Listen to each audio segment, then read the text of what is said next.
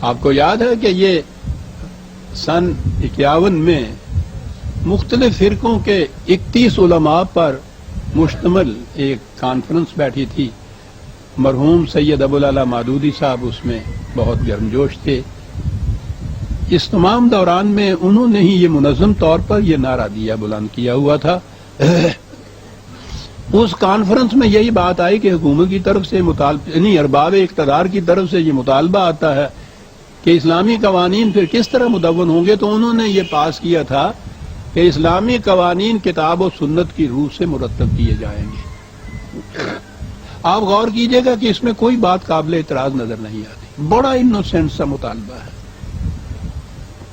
کسی کے ذہن میں نہیں آ سکتا کہ اس میں بھی کوئی ایسی بات ہے کہ جس کے متعلق کہا جائے کہ کیا کہہ رہے ہیں. اب کیا کیا جائے؟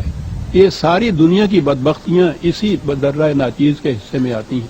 میں نے یہ بات کہی کہ صاحب بظاہر بات تو بڑی مقدس سی نظر آتی ہے، لیکن کتاب و سنت کی روح سے کوئی ضابطۂ قوانین ایسا مرتب نہیں ہو سکے گا جو تمام فرقوں کے نزدیک متفقہ طور پر اسلامی کہلا سکے، کیونکہ سنت ہر فرقے کی الگ الگ ہے.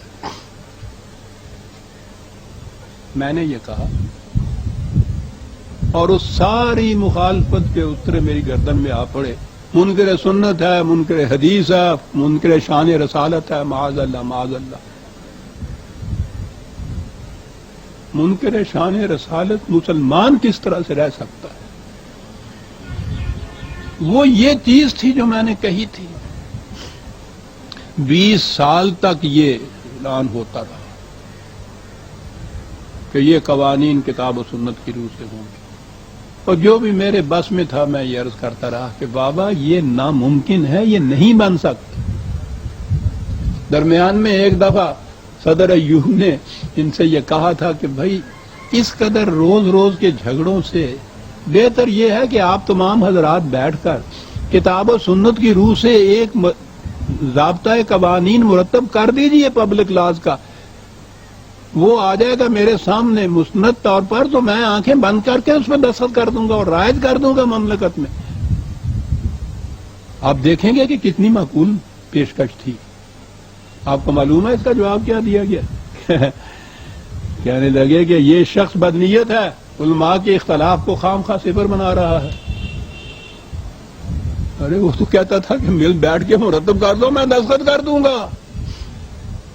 جانتے تھے یہ کہ مرتب نہیں ہو سکتا، اور میں نے یہ بہت بڑی بات کہہ دی ہے عزیزان مان. مجھ سے تو اس کی سند طلب کی جائے گی اور سند موجود ہے. 20 سال تک یہ کچھ کہنے کے بعد یہی سید ابوالعلا مودودی مرحوم جو پیش تھے اور اس مطالبہ کرنے والے 31 علماء کی فہرست میں فہرست ان کا بھی نام تھا، 20 سال کے بعد انہوں نے خود یہ اعلان کیا کہ کتاب و سنت کی کوئی پبلک لاز کے سلسلے میں کتاب و سنت کی کوئی تشریح ایسی نہیں کی جا سکتی جو تمام فرقوں کے نزدیک متفق علیہ ہو، اس لیے اس کی بنا پہ قانون کا ضابطہ نہیں بن سکتا. وہی جو منکر سنت منکر شان رسالت پرویز 20 سال پہلے کہہ رہا تھا.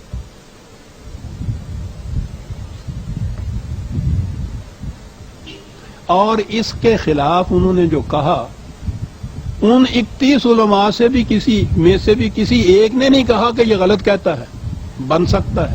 کسی نے نہیں کہا. جو یہ کہتا اسے کہا جاتا نا کہ منا لائیے. غور کیجیے آپ کہ کیا ہو رہا ہے اس ملک کے اندر. کسی نے نہیں کہا. وہ کہتا نہیں بن سکتا. پوچھا یہی کہا کہ نہیں بن سکتا تو پھر مملکت کے قوانین تو ہونے چاہیے، تو کیا کیا جائے؟ انہوں نے کہا کہ مملکت میں فقہ حنفی کے ماننے والوں کی اکثریت ہے، اس لیے فقہ حنفی نافذ کر دی جائے. معاف رکھیے گا اگر میں یہ عرض کروں کہ خود فقہ حنفی کے متعلق مودودی صاحب مرحوم کے اپنے عقیدہ کیا تھا، جس کو وہ مملکت کا قانون کہتے تھے، نافذ کر دیجیے گا. انہوں نے کہا تھا کہ مجتہد کتنا ہی باکمال کیوں نہ ہو، زمان و مکان کے تعینات سے بالکل آزاد نہیں ہو سکتا، نہ اس کی نظر تمام ازمنہ و احوال پر وسیع ہو سکتی ہے، لہذا اس کے اجتہادات کا تمام زمانوں میں اور تمام حالات کے مطابق ہونا غیر ممکن ہے. یہ کہہ رہے ہیں کہ 1000 سال پہلے جو فقہ مرتب ہوئی تھی اس فقہ کو اسی طرح سے بیان ہی نافذ آج کر دیجئے، یہ ہے اسلامی قانون۔ اور وہ کہہ رہے ہیں کہ یہ جنہوں نے فقہ 1000 سال پہلے مرتب کی تھی ان کی فقہ اس قابل نہیں کہ غیر متبدل طور پر اس کو آج بھی نافذ کر دیا جائے، یہ عقیدہ تھا۔ کہتے تھے بزرگان سلف کے اجتہادات نہ تو اٹل قانون قرار دیے جا سکتے ہیں اور نہ سب کے سب دریا برد کرنے کے لائق ہیں، صحیح اور معتدل مسلک یہی ہے کہ ان میں رد و بدل کیا جا سکتا ہے۔ فرماتے تھے کہ یہ سلف کون سے انبیاء تھے جن پر ایمان لانے کی مسلمانوں کو تکلیف دی گئی ہے؟ ارشاد تھا کہ بنیادی نقص اس مسخ شدہ مذہبیت میں ان کی جو تھی علماء کی فقہ کی بنیادی نقص اس مسخ شدہ مذہبیت میں یہ ہے کہ اس میں اسلامی شریعت کو ایک منجمد شاستر بنا کر رکھ دیا گیا ہے۔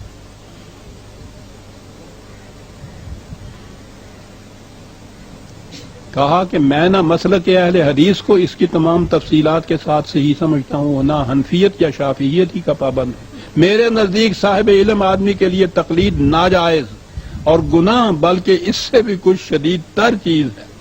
انسان خواہ سراسر اپنی رائے سے اجتہاد کرے یا کسی الہامی کتاب سے اقتصاب کر کے اجتہاد کرے، دونوں صورتوں میں اس کا اجتہاد دنیا کے لیے دائمی قانون اور اٹل قاعدہ نہیں بن سکتا، کیونکہ انسانی تعقل اور علم ہمیشہ زمانے کی قیود سے مقید ہوتا ہے۔